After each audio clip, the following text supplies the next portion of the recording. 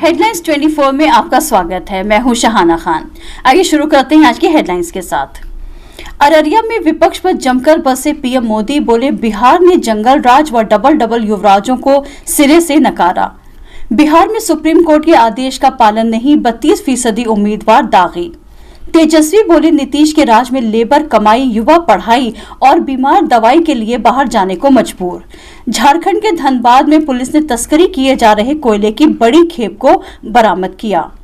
मकान खरीदारों के पक्ष में सुप्रीम कोर्ट का अहम फैसला, रियल स्टेट कंपनियों के खिलाफ उपभोक्ता मंच में भी कर सकते हैं शिकायत। दिल्ली पुलिस के सब इंस्पेक्टर ने सर्विस रिवॉल्वर से खुद को मारी गोली, मौके पर ही मौत। काबुल यूनिवर्सिटी में आतंकी हमले में 19 की मौत, मरने वालों में ज्यादातर स्टूडेंट्स। और कोविड-19 संक्रमित व्यक्ति के संपर्क में आने के बाद WHO के प्रमुख ने खुद को किया क्वारंटीन। आइए अब शुरू करते हैं खबरें विस्तार से। बिहार में विधानसभा चुनाव के दूसरे चरण के मतदान के बीच प्रधानमंत्री नरेंद्र मोदी ने मंगलवार को अररिया में जनसभा को संबोधित करते हुए महागठबंधन पर एक बार फिर निशाना साधा। उन्होंने कहा कि बिहार की पवित्र भूमि ने ठान लिया है कि इस नए दशक में बिहार को नई ऊंचाई पर पहुंचाएंगे। बिहार के लोगों ने जंगल राज को डबल युवराजों को सिरे से नकार दिया है। पीएम मोदी ने कहा कि बिहार वो दिन भूल नहीं सकता जब चुनाव को इन लोगों ने मजाक बनाकर रख दिया था। इनके लिए चुनाव का मतलब चारों तरफ हिंसा, हत्याएं और बूथ कैप्चरिंग थी। बिहार चुनावों में इस बार 2015 के मुकाबले दागी उम्मीदवारों की संख्या ज्यादा है। इस बार बिहार में 32% उम्मीदवार ऐसे हैं जिनके खिलाफ आपराधिक मामले दर्ज हैं। मर्डर, रेप और किडनैपिंग जैसे जघन्य अपराधों के मामले में 25% उम्मीदवारों के खिलाफ दर्ज है। इन चुनावों में ऐसे लोग भी बड़ी तादाद में हैं जिनके खिलाफ सीधे आरोप हैं। ADR और इलेक्शन वॉच की तरफ से जारी ताज़ा रिपोर्ट के मुताबिक बिहार के चुनाव में बाहुबलियों का बोलबाला है। साल 2020 के चुनाव में 3722 उम्मीदवारों में से 1201 उम्मीदवारों ने अपने खिलाफ आपराधिक मामले डिक्लेयर किए हैं। सन 2015 के चुनाव में आपराधिक मामलों वाले उम्मीदवारों की संख्या 30% थी। मर्डर, किडनैपिंग और रेप जैसे जघन्य आपराधिक मामलों के आरोपी उम्मीदवारों की संख्या 2015 में 23% थी, जो 2020 में बढ़कर 25% हो गई है। बिहार विधानसभा चुनाव में रोजगार एक बड़ा मुद्दा बनकर सामने आया है। महागठबंधन के सीएम पद के प्रत्याशी तेजस्वी यादव ने इस मामले में नीतीश कुमार के नेतृत्व वाली सरकार पर निशाना साधने का कोई मौका नहीं छोड़ा। बिहार की खराब हालत के लिए उन्होंने नीतीश सरकार पर निशाना साधा और कहा कि लेबर कमाई, युवा पढ़ाई और बीमार दवाई के लिए बाहर जाने को मजबूर है। बिहार का पैसा बाहर जा रहा है। पीएम नरेंद्र मोदी की ओर से चुनाव प्रचार के दौरान युवराज ऑफ जंगल राज के संबोधन पर उन्होंने कहा कि लोग उम्मीद कर रहे थे कि वे बाढ़ के बारे में बोलें, बेरोजगारी के बारे में बोलें, लेकिन ऐसा नहीं हुआ। तेजस्वी ने कहा कि प्रधानमंत्री मुख्य एजेंडे के बारे में बात नहीं कर रहे। बिहार के लोग सुनना चाहते थे कि राज्य के लोग रोजगार के लिए बाहर क्यों जाते हैं, राज्य के लोग रोजगार के लिए बाहर जाने के लिए मजबूर क्यों हैं। RJD नेता ने कहा कि मैं इस बारे में ज्यादा कुछ नहीं कहना चाहता, मैं अपने एजेंडे पर अडिग हूं, लेकिन पीएम को नीतीश कुमार के बारे में भी बात करना चाहिए। झारखंड के धनबाद में पुलिस ने तस्कर किए जा रहे कोयले की बड़ी खेप को बरामद किया है। पुलिस ने छापेमारी करते हुए 7 ट्रक कोयला जब्त किया है। ट्रक चालक और खलासी को भी हिरासत में ले लिया, जिससे पूछताछ जारी है।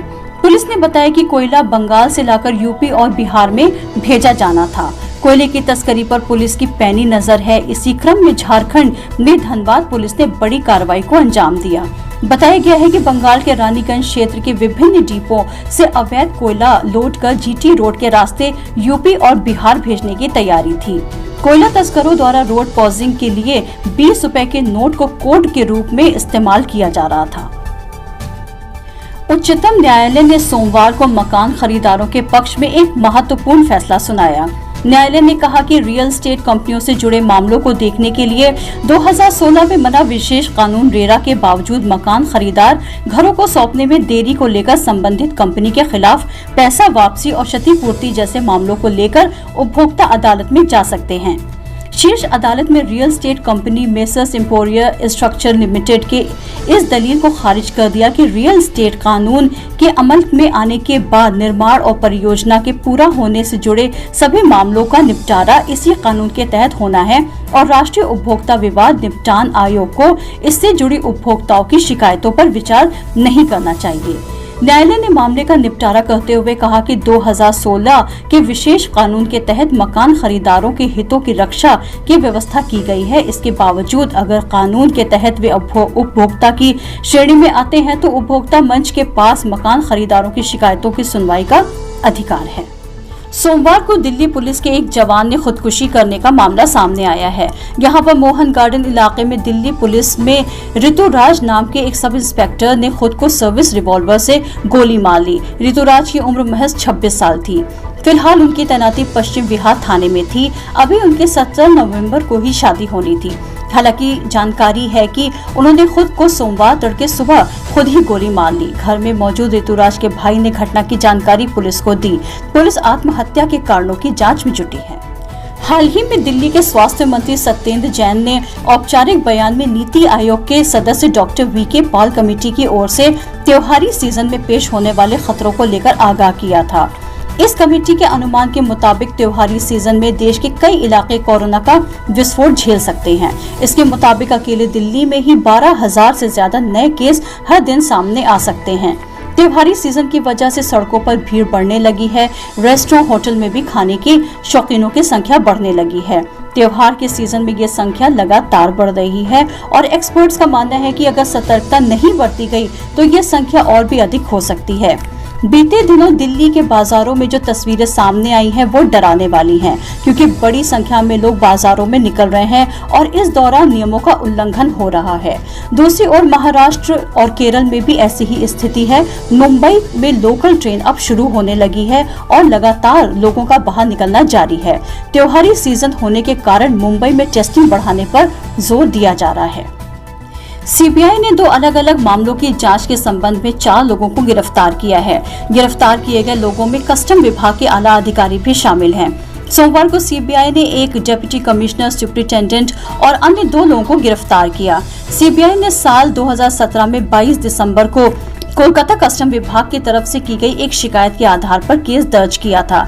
शिकायत में कहा गया था कि एक फर्जी कंपनी के नाम पर साल 2014 में अवैध कागजात का इस्तेमाल कर बांग्लादेश के गास्केट निर्यात किया गया था। फर्जी कागजात के एवज में डिप्टी कमिश्नर विकास कुमार ने मोटी रकम हासिल की थी। इस मामले में ज्योति विश्वास नाम के एक्सपोर्टर को भी गिरफ्तार किया गया है। बिहार के जमुई में इंजीनियरिंग के छात्र की गोली मारकर हत्या कर दी गई। घटना को उस समय अंजाम दिया गया जब छात्र घर की छत पर बैठकर पढ़ाई कर रहा था। 1 दर्जन से अधिक हथियारबंद बदमाशों ने दरवाजा तोड़कर घर में एंट्री की। इसके बाद वे छात्र के पिता को खोजते हुए छत पर पहुंचे। पिता नहीं मिला तो छात्र को गोली मार दी। बताया गया कि घर में घुसते ही बदमाश मुद्रिका यादव को तलाश करने लगे। मुद्रिका यादव को खोजते हुए छत पर चले गए, जहां अंकित मिल गया। बदमाशों ने अंकित को बंदूक की नोक पर लिया और नीचे आ गए। इस दौरान अंकित की मां से 1 लाख रुपए की डिमांड की और फिर अंकित को गोली मार दी। दिवाली से ठीक पहले एयर पॉल्यूशन पर नेशनल ग्रीन ट्रिब्यूनल ने सख्त रुख अख्तियार कर लिया है। एनजीटी ने central ministry of environment and forest और 4 अन्य राज्य सरकारों को नोटिस जारी करते हुए 7 से 30 नवंबर तक पटाखों पर बैन लगाने को कहा है। एनजीटी ने कहा कि पब्लिक हेल्थ और पर्यावरण सुरक्षा के लिए ये कदम उठाना जरूरी है। एनजीटी के चेयरमैन जस्टिस ए.के. गोयल की अध्यक्षता वाली पीठ ने इस मामले में central ministry of environment and forest के अलावा central pollution control board Delhi, pollution control board Delhi, police commissioner को भी नोटिस दिया है। दिल्ली, हरियाणा, उत्तर प्रदेश और राजस्थान की सरकारों से भी जवाब मांगा है। हालांकि कुछ ही घंटों में राजस्थान सरकार ने पटाखों को बैन करने का आदेश भी जारी कर दिया। राज्य होम मिनिस्ट्री के मुताबिक 31 दिसंबर तक राज्य में पटाखों पर पूरी तरह से बैन है। उत्तर प्रदेश की 11 विधान परिषद की सीटों पर चुनाव की तारीखों का सोमवार को ऐलान हो गया। इसके तहत 5 नवंबर को अधिसूचना जारी होगी। उम्मीदवार 12 नवंबर तक नामांकन दाखिल कर सकते हैं। 17 नवंबर को पर्चा वापस लेने की प्रक्रिया अपनाई जाएगी। विधान परिषद की 11 सीटों पर 1 दिसंबर को मतदान होगा। 3 दिसंबर को मतगणना और परिणामों का ऐलान किया जाएगा। मतदान सुबह 8 बजे से शाम 5 बजे तक चलेगा। बता दें कि 6 शिक्षक क्षेत्र और 5 स्नातक क्षेत्रों की कुल 11 सीटें 6 मई को रिक्त हो गई थी। उन्नाव से कांग्रेस सांसद रही अन्नू टंडन ने सोमवार को सैकड़ों कार्यकर्ताओं के साथ सपा की सदस्यता ले ली। अनु टंडन को सपा अध्यक्ष अखिलेश यादव ने पार्टी की सदस्यता दिलाई। इस मौके पर अनु टंडन ने कहा कि सपा के शासनकाल में यूपी में जितना काम हुआ उतना किसी भी सरकार में नहीं हुआ।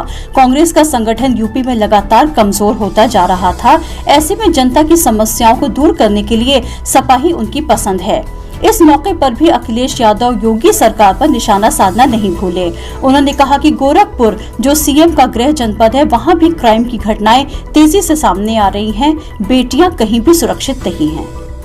आइए अब चलते हैं अंतर्राष्ट्रीय खबरों की तरफ। अफगानिस्तान की काबुल यूनिवर्सिटी में सोमवार को हुए आतंकी हमले में कम से कम 19 लोगों की मौत हो गई। मारे गए लोगों में से ज्यादातर स्टूडेंट्स थे। आतंकी अफगानिस्तान की प्रमुख यूनिवर्सिटी में दाखिल हो गए।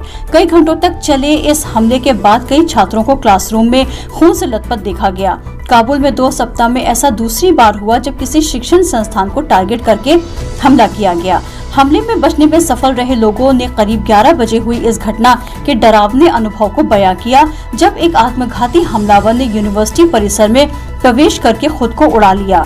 अधिकारियों ने बताया कि 2 अन्य हमलावरों ने फायरिंग शुरू कर दी, जिसके चलते सैकड़ों छात्र डर के मारे यहाँ वहाँ भागने लगे।